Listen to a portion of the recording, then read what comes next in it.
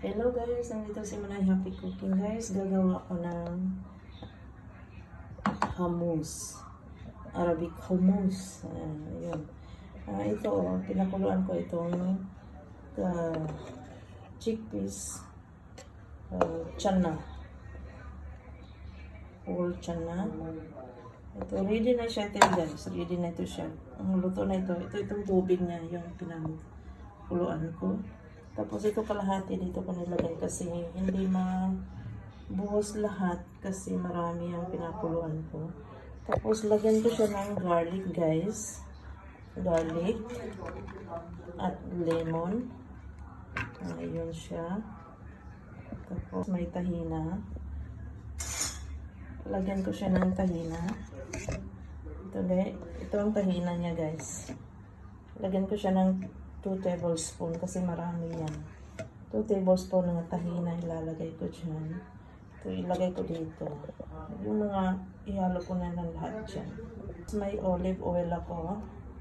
Ito olive oil ito guys. Yan siya. Ito olive oil ito. Yan siya guys. Panoorin nyo guys. Gagawin ko siya ngayon. Okay. Ngayon, garlic, ilalagay ko yung kalahati na garlic.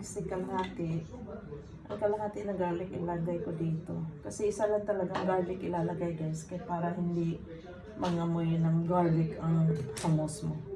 Pagdamihan mo siya. Kunti, isa lang talaga ilalagay mo. Ayan guys. Tapos guys, ito tahini. Lagyan ko na siya ang tahini, 1 tablespoon. Kasi lagyan ko din sa pangalawang grind ko ng tahina. Ayan. Tapos lagyan ko na siya ng olive oil. Ayan. Huwag mong lagyan ng asin guys. Tikman mo muna. Kasi nilagyan ko na yung asin kanina pinakuluan ko. Ito guys, lemon. Kalahating limon ilalagay ko muna dyan. Ayan.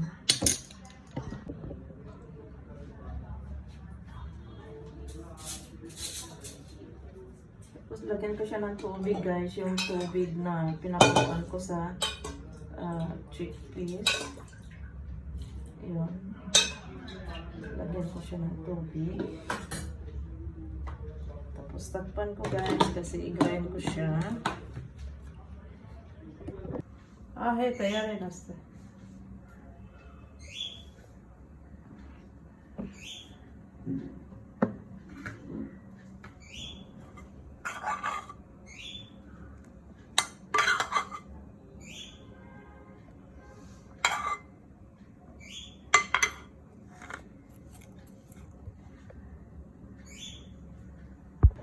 Hello guys, ito na siya guys ang hummus. Nilagyan ko siya ng buo.